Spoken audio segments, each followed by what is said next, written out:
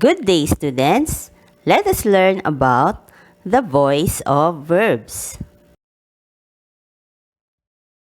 Voice refers to the relationship between the subject and the action. It tells us whether the subject is the doer of the action or receiving the action. There are two voices of verbs, the active voice and the passive voice. A sentence is an active voice if the subject is the doer of the action. For example, Tommy aimed the dart.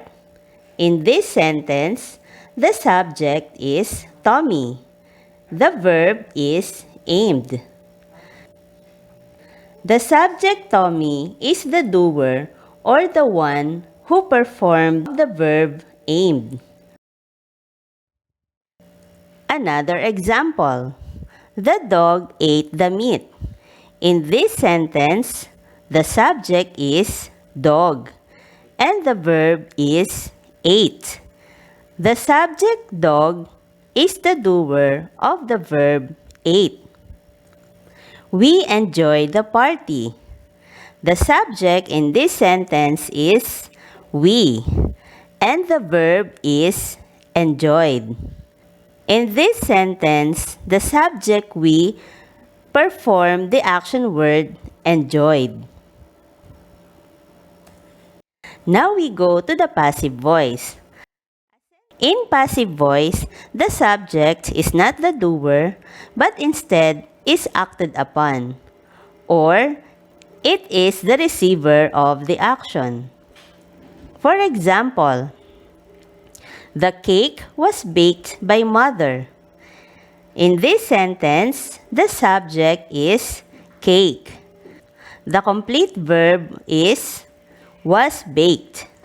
The subject cake is not the doer, but the receiver of the verb was baked. The doer of the action is introduced by the preposition by. Mother is the doer of the action. Another example, I was called by the bank. In this sentence, the subject is I. The verb is was called. The subject I is not the doer, but the receiver of the verb was called. The doer of the action is preceded by the preposition by, which is the bank. Let's have another example. His tablet has been stolen. The subject in this sentence is tablet. The complete verb is has been stolen. The subject tablet is not the doer of the action has been stolen. Tablet is the receiver of the action.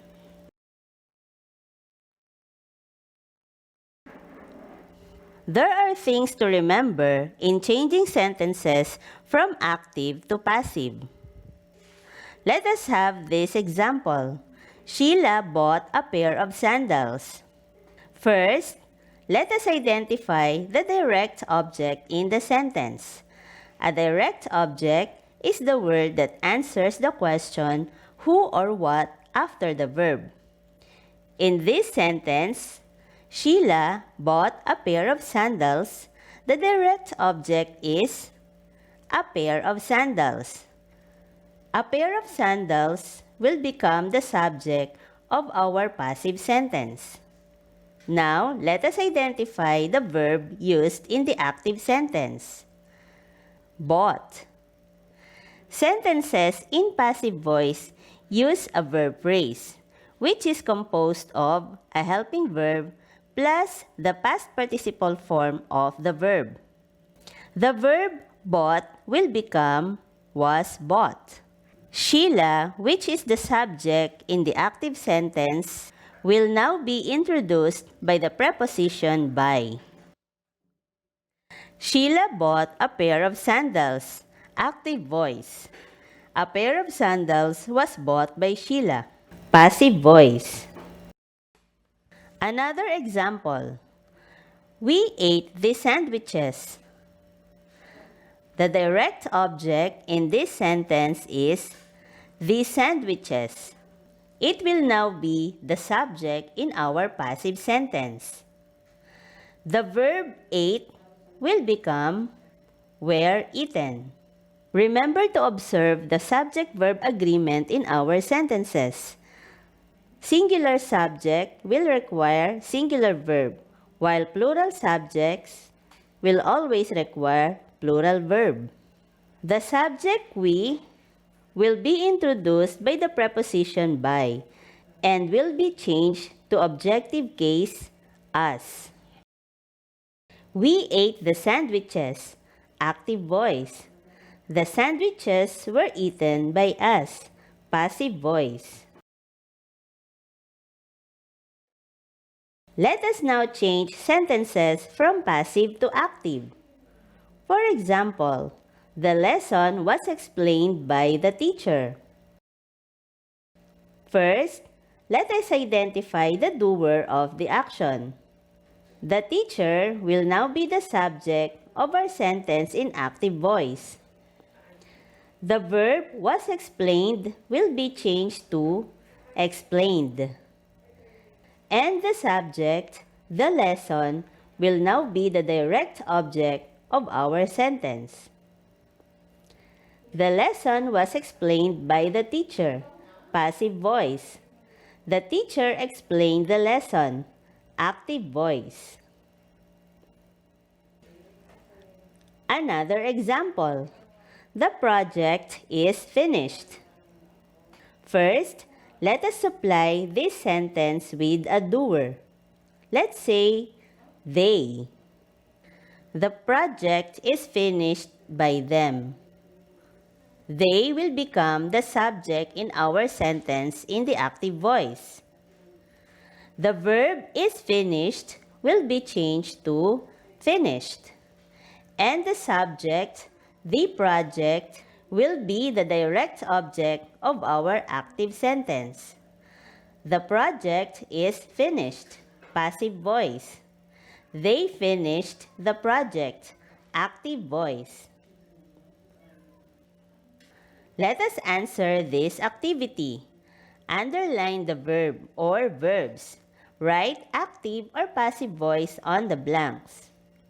Number 1. We were told by our tour guide that the building was closed due to flooding. Answer. The verbs used are were told and was closed. The sentence is in passive voice. Number 2. Maurice mailed the letter. Answer. The verb is mailed. The sentence is in active voice. Number 3. At the concert, the soprano sang a tune from a well-known opera. The verb used in this sentence is sang, which is in active voice. Number 4. The ballots have been counted. The verb in the sentence is have been counted. It is in passive voice. Number 5. The high jump record was finally broken. Answer. The complete verb used in this sentence is was broken. It is in passive voice. Number 6. I appreciate your efforts. Answer. The verb used is appreciate, which is in active voice. Change the following sentences from active to passive voice. Number 1. The cashier counted the money. Answer. The money was counted by the cashier. Number 2. The dog chased the squirrel. Answer: the squirrel was chased by the dog. Number 3. Joseph threw the ball through the neighbor's window. Answer: the ball was thrown by Joseph through the neighbor's window. Number 4. The class watched a movie about frogs. Answer: a movie about frogs was watched by the class. Change the following sentences from passive to active voice. Number 1. The book was read by Katie. Answer: Katie read the book. Number 2. The whole cake was eaten by Harry. Answer: Harry ate the whole cake. Number 3. The house will be cleaned by me on Saturday. Answer: I will clean the house on Saturday. Number 4. Instructions were given by the director. Answer: the director gave the instructions.